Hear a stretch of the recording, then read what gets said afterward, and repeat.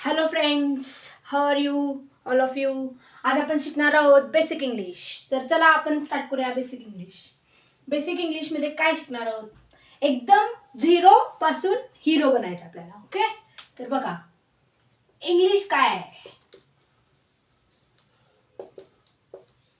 English ही एक language आहे.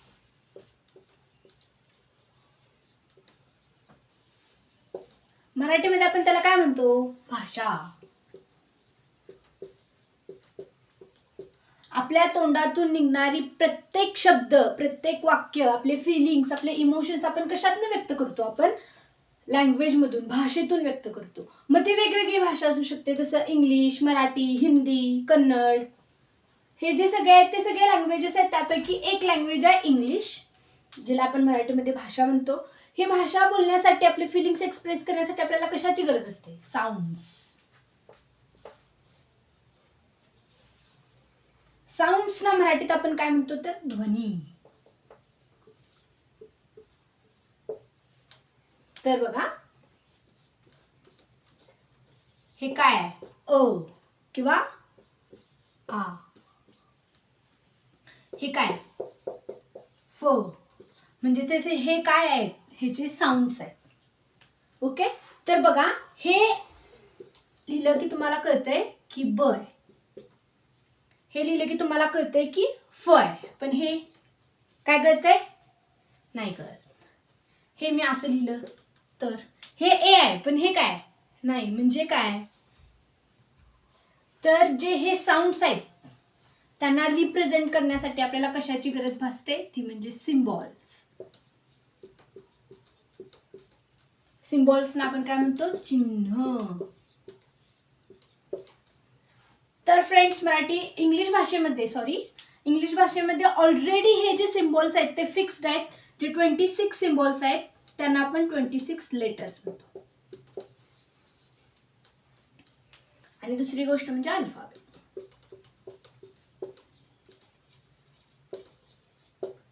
Letter, हे जे लेटर्स आहेत आणि अल्फाबेट आहे यांच्या दोघांमध्ये काय डिफरन्स आहे? लेटर्स म्हणजे ए, एफ, बी, हे सगळे काय आहेत? तर लेटर्स आहेत. अल्फाबेट म्हणजे काय? ए टू झेड. एका क्रमामध्ये, एका विशिष्ट ऑर्डरमध्ये लिहिलेले जे ए, बी, सी, डी, ई हे ऑर्डरमध्ये जे आपण लिहितो त्याला आपण अल्फाबेट म्हणतो, म्हणजे वर्णमाला. Okay, got it? Next point बघा. हे जे अल्फाबेट्स आहेत त्यांना दोन भागामध्ये डिवाइड केलेले आहेत.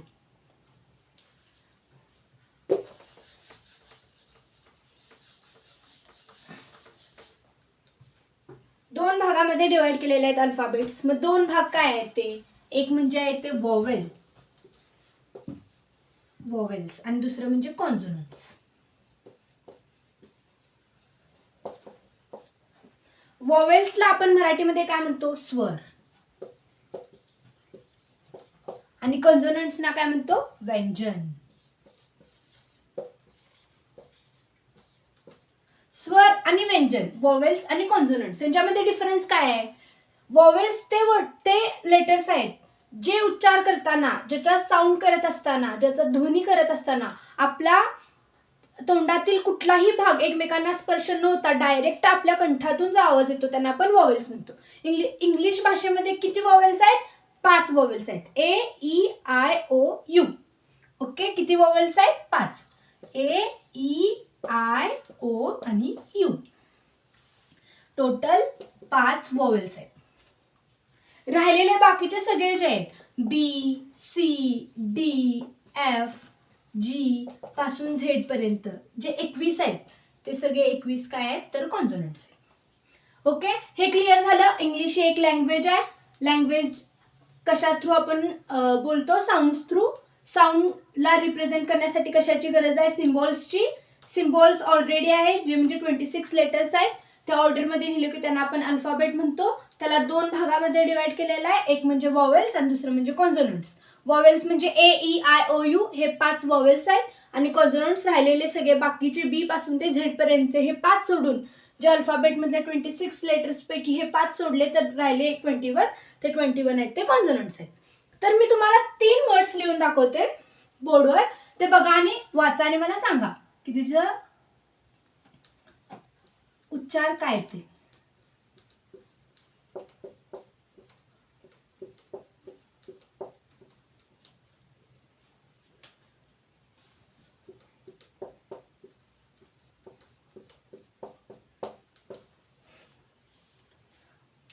तर बघा पहिला लेटर काय, पहिला वर्ड काय, फाईन.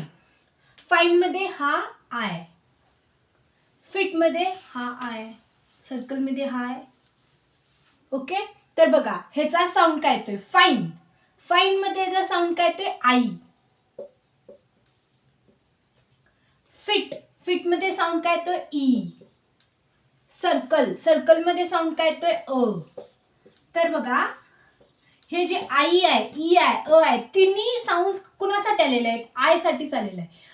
एकच लेटर आहे आय, पण तिचे साऊंड्स किती आहेत, 3. लक्ष द्या, पूर्ण इंग्लिश लँग्वेज मध्ये जे 26 लेटर्स आहेत त्याच्यापैकी हे जे 5 वॉवेल्स आहेत त्या वॉवेल्सचे किती साऊंड्स आहेत, हे 5 जे वॉवेल्स आहेत त्यांचे मिळून टोटल 20 साऊंड्स आहेत. लक्षात ठेवा, कुठल्या पण एक्झाम मध्ये एमसीक्यू मध्ये हा क्वेश्चन येऊ शकतो. वॉवेल्सचे टोटल किती साऊंड्स आहेत, 20 साऊंड्स आहेत. आता बघा हिथंच बघा, हिथं पण सी आहे आणि इथं पण सी आहे. ह्याचा उच्चार बघा, सर्कल. इथं सी आहे, सर्कल स येते, आणि इथं पण सी आहे पण सर्कल क येते. एकाच शब्दामध्ये सेमच लेटर आहे पण त्याचं प्रोनाउन्सिएशन डिफरंट आहे ना, म्हणजे जे वेगवेगळे साऊंड्स आहेत, म्हणजे कॉन्सोनंट्सचे पण वेगवेगळे साऊंड्स असणार जसे वॉवेल्सचे आहेत, तसेच हे पण लक्षात ठेवा कॉन्सोनंट्सचे टोटल किती साऊंड्स आहेत, 24. एवढं सगळ्यांनी लक्षात ठेवायचं आहे. वॉवेल्सचे 20 साऊंड्स आहेत, कॉन्सोनंट्सचे 24 साऊंड्स आहेत. आता आपलं लेटर समजून झालेलं आहे. आता आपण इथं मी 3 लेटर्स लिहिते बोर्डवर.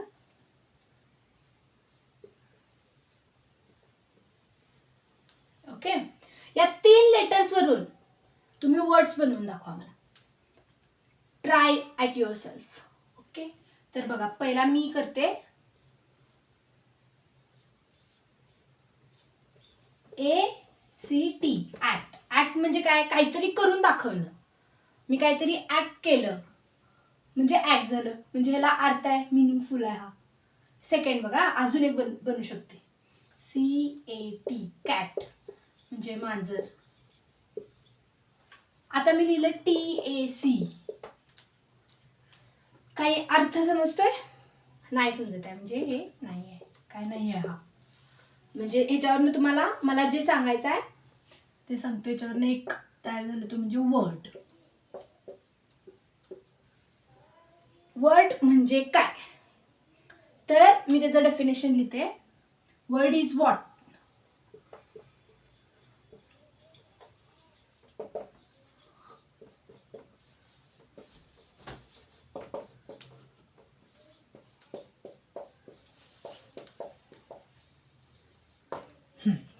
बघा ह्याच्यामध्ये 3 वर्ड्स आहेत, मीनिंगफुल युनिट लेटर्स. वर्ड म्हणजे काय, मीनिंगफुल युनिट ऑफ लेटर्स. लेटर्सच्या अर्थपूर्ण समूहाला आपण वर्ड म्हणतो. मीनिंगफुल म्हणजे काय, अर्थपूर्ण. युनिट म्हणजे समूह आणि लेटर्स म्हणजे वर्ण किंवा अक्षर. अक्षरांच्या अर्थपूर्ण समूहाला आपण वर्ड्स असे म्हणतो. मग तर बघा याच वर्ड्सना वेगवेगळ्या कॅटेगरीज मध्ये क्लासिफाय केलेलं आहे, ज्यांना आपण पार्ट्स ऑफ स्पीच असे म्हणतो.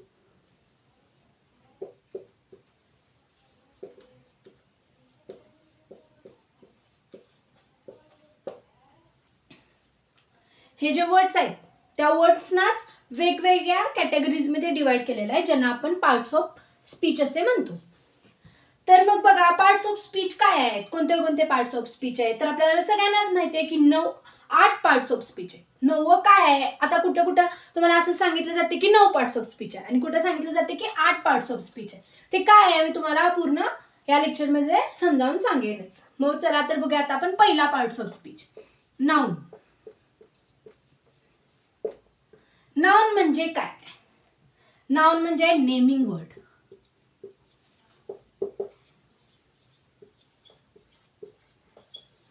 कुठल्याही वस्तूचा, पदार्थाचा, जागेचा किंवा शहराचा, कुठल्या पण कशाचं पण नाउन, कशाचं पण नाव, एखाद्या गोष्टीसाठी आपण त्यांना दिलेलं एक नाव, त्यांना बोलवण्यासाठी आपण दिलेलं नाव म्हणजे नेमिंग वर्ड.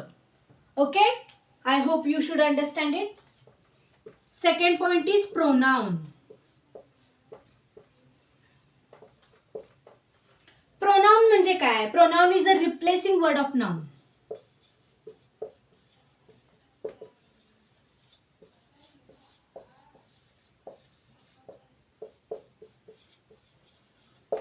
हे रिप्लेसिंग वर्ड ऑफ नाउन म्हणजे काय? काय समजलं नसेल बघा, मी तुम्हाला सांगते. मी इथं 4 वाक्य लिहिते बोर्डवर, त्याच्यावरनं तुम्हाला नाउन आणि प्रोनाउन ह्याच्यातला डिफरन्स समजून येईल. तर बघा,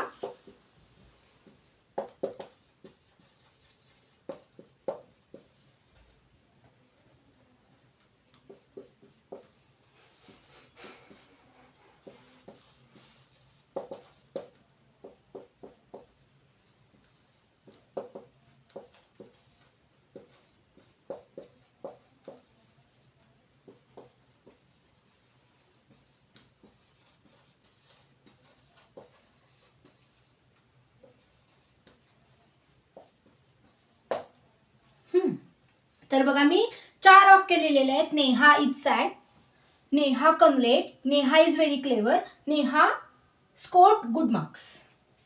आता बघा, Neha is sad, Neha come late, Neha is very clever, Neha scored good marks. सारखं सारखं नेहा नेहा नेहा. आता समजा एखादी मुलगी बसल्या माझ्या साईडला आणि मी तिला सांगत आहे Neha is sad, Neha come late, Neha is very clever. ती मला सारखं म्हणणार, काय सारखं सारखं नेहा नेहा लावल्यास, बास बाबा बास, मला नाही ऐकायचं पुढं. तर मग आपण ही गोष्ट हे टाळण्यासाठी आपण काहीतरी करू शकतो. काय करू शकतो आपण? जर आपण पहिल्या वाक्यामध्ये सांगितलं की नेहाविषयी आपण बोलत आहोत, पहिल्या वाक्यामध्येच आपल्याला कळालं की आपण नेहाविषयी बोलत आहोत, तर परत नेहा नेहा नेहा नाव घ्यायची गरज नाहीये. आपण नेहाच्या ऐवजी शी यूज करू शकतो.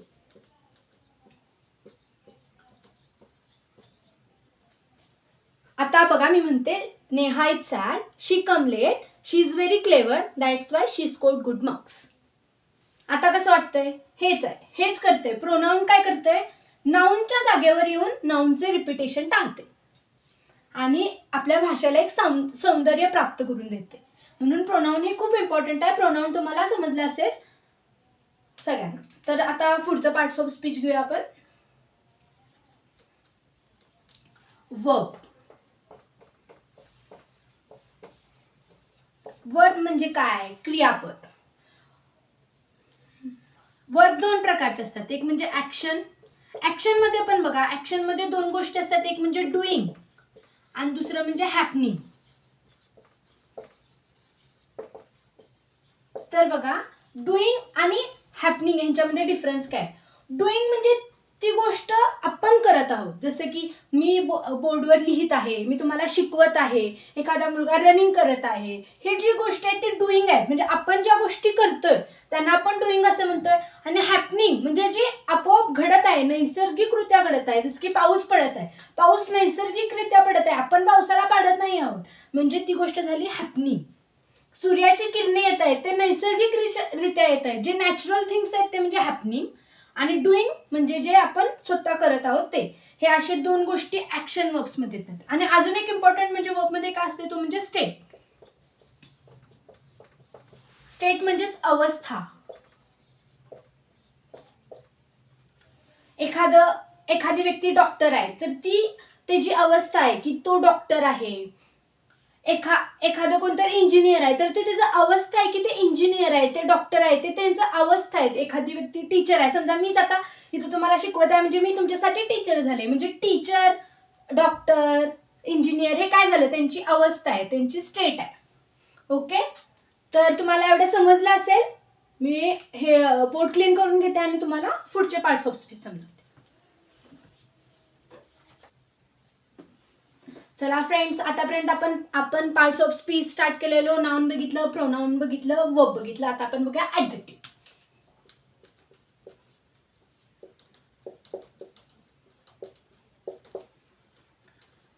कितवा आहे? चौथा. ऍडजेक्टिव्ह म्हणजे काय? मराठीमध्ये ऍडजेक्टिव्ह म्हणजे विशेषण. ऍडजेक्टिव्ह काय करतोय? क्वालिफाइज नाउन और एक minute, noun and pronoun. Okay. Adjective काय करतोय? ऍडजेक्टिव्ह नाउन आणि प्रोनाउन विषयी आपल्याला एक्स्ट्राची, जसे की फॉर एक्झाम्पल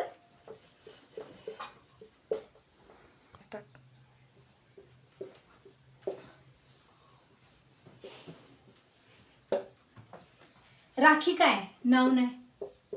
राखी कशी आहे? सॅड आहे.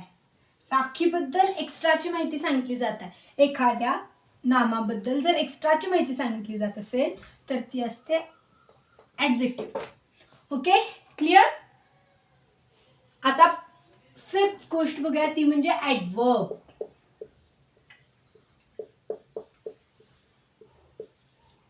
ओके, ऍडवर्ब बघूया.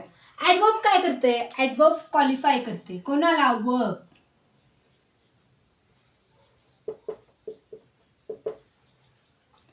Verb, adjective or another adverb.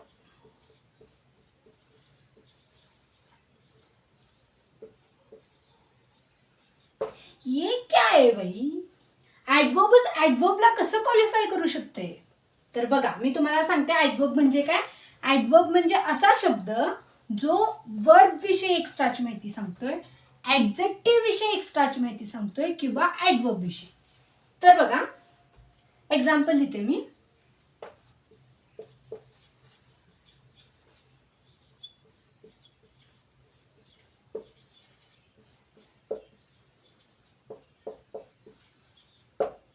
Okay, एक एक्झाम्पल लिहिलेला आहे मी. Aman spokes fastly.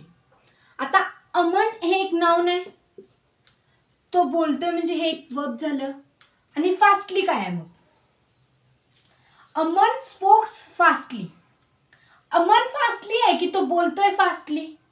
तर तो बोलतोय फास्टली म्हणजे एखाद्या वर्बला क्वालिफाय करणारा शब्द आहे. वर्बला क्वालिफाय करतोय, वर्बच्या विषयी एक्स्ट्राची माहिती सांगतोय.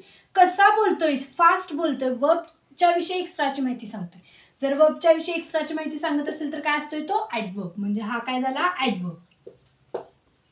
अजून एक एक्झाम्पल घेऊया, जसं की शीला हॅज नाईस.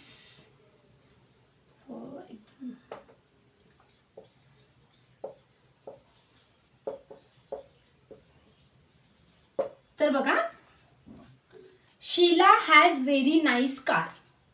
शीला काय आहे? एक नाउन आहे. हॅज काय आहे? वर्ब आहे. कार एक नाउन आहे, इथं ऑब्जेक्ट म्हणून यूज केलाय. कार कसा आहे? नाईस आहे. म्हणजे हे काय झालं? ऍडजेक्टिव्ह. नाउनला क्वालिफाय करणारा वर्ड ऍडजेक्टिव्ह. नाईस, किती नाईस आहे? Very nice. म्हणजे हे काय झालं? ऍडवर्ब. एखाद्या ऍडजेक्टिव्हला क्वालिफाय करणारा वर्ड पण काय असतोय? ऍडवर्ब असतो. अजून एक एक्झाम्पल, कारण का आपल्याला आता कळालं की वर्बला क्वालिफाय कसा करतोय, ऍडजेक्टिव्हला. आता अनदर ऍडवर्बला कसा क्वालिफाय करतोय हे पण माहित असायला पाहिजे. ते बघा, मी कसं सांगतो तुम्हाला. एक एक्झाम्पल देते. हा एक आहे, हा दोन आहे. तिसरे एक्झाम्पल घेऊया आपण.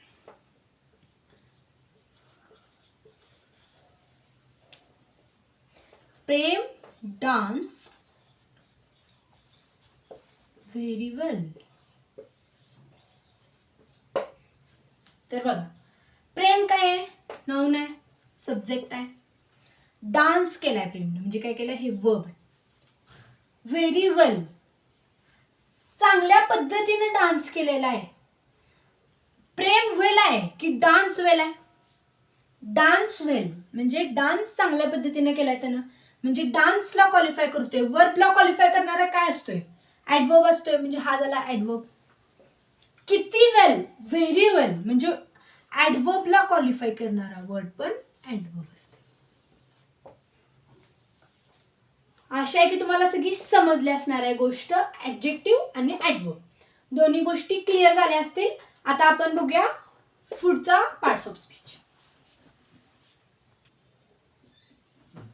चला आता आपण पुढचा आपला पार्ट्स ऑफ स्पीच घेणार आहोत 6वा. तो आहे कंजंक्शन.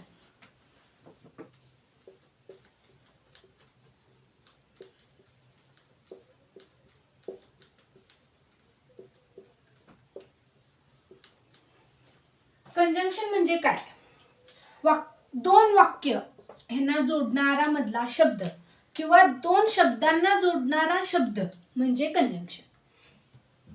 कंजंक्शन म्हणजे काय? Joining word.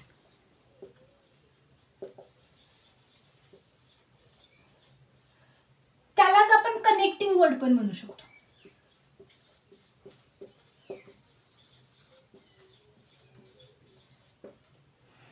फॉर एक्झाम्पल,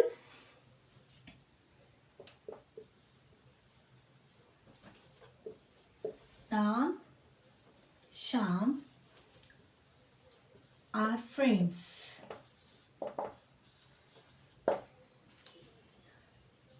बघा आता राम आणि श्याम हे दोन काय आहेत? हा पण एक वर्ड आहे, नाउन आहे, हा एक नाउन आहे.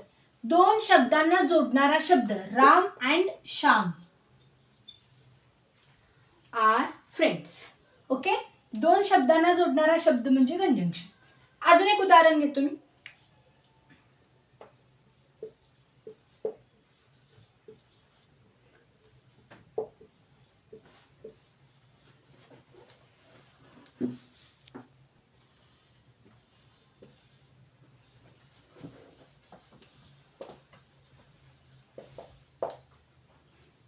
तर बघा वाक्य काय? Riya is sad dash she came late. आता रिया इज सॅड हे एक सेंटेन्स आहे आणि शी केम लेट हे एक सेंटेन्स आहे. दोन सेंटेन्सना जोडणारा मधला जो शब्द आहे तो काय आहे? बघा आता मी इथं काय यूज करू शकतोय? बिकॉज यूज करू शकतो. Riya is sad because she came late. आता इथं बिकॉज काय झाला? कंजंक्शन. हा एक क्लॉज आहे आणि हा एक क्लॉज आहे. दोन क्लॉज दोन सेंटेन्सेस जोडणारा शब्द म्हणजे कंजंक्शन. कंजंक्शन क्लिअर झालेलं आहे का तुम्हाला? कंजंक्शन क्लिअर झाला असेल तर मग आता आपण पुढचं पार्ट्स ऑफ स्पीच घेऊया. ते आहे प्रेपोजिशन. एकच मिनिट.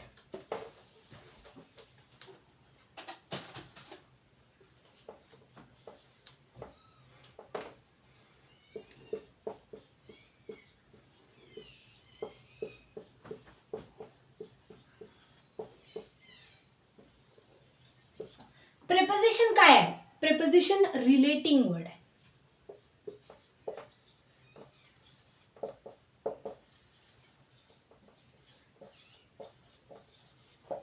बघा प्रीपोजिशन म्हणजे पोझिशन सांगते.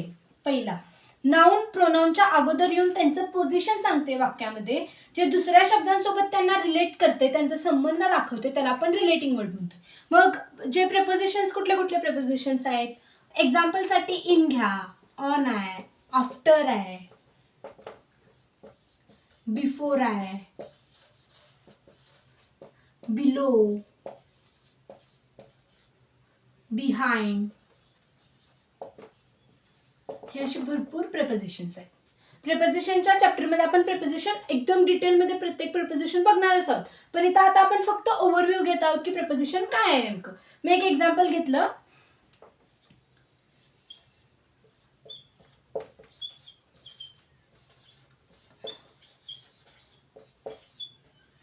ओके, वाक्य काय माझं? Cat is on table. Okay, cat एक नाउन आहे, टेबल एक नाउन आहे, इज एक वर्ब आहे, ऑन काय आहे?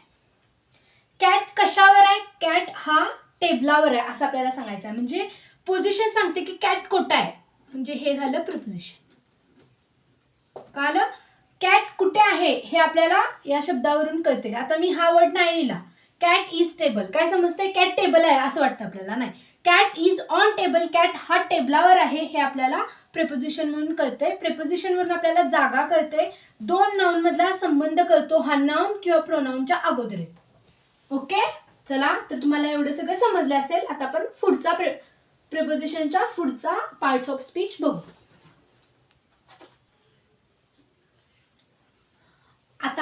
आपला 8वा पार्ट्स ऑफ स्पीच बघणार आहोत. इंटरजेक्शन.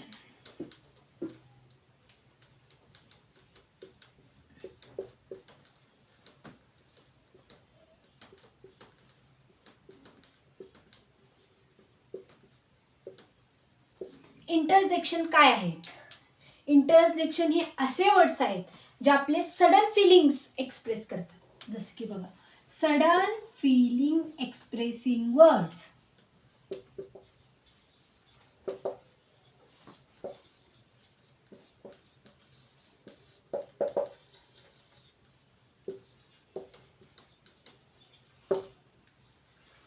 जसं की सडन फिलिंग एक्सप्रेसिंग वर्ड्स काय आहेत? वाव, हुरे,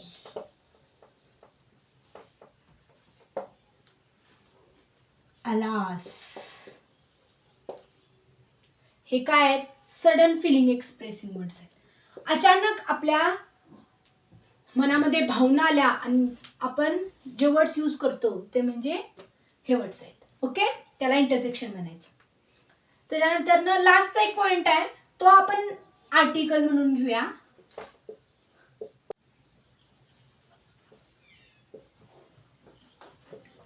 हे 3 आर्टिकल्स आहेत जे खूप इम्पॉर्टंट आहेत. अ अँड द. हा टॉपिक आपण पुढे शिकणार आहोत डिटेलमध्ये. अ अँड द कुठे कुठे यूज केलं जाते, कधी यूज करायचं, कधी यूज करायचं नाही, कधी रॉंग असते, कधी करेक्ट असते, हे सगळं आपण बघणार आहे. आर्टिकल्स म्हणजे काय? Noun fixers. एवढं लक्षात असून दे. आता आपण बघणार आहोत, जेवढे आपण पार्ट्स ऑफ स्पीच बघितले आतापर्यंत, मी तुम्हाला जे काही शिकवलं ते तुम्हाला समजलं आहे की नाही, ह्याची एक छोटीशी टेस्ट घेणार आहोत. मी तुम्हाला इथं बोर्डवर 4 क्वेश्चन्स देणार आहे.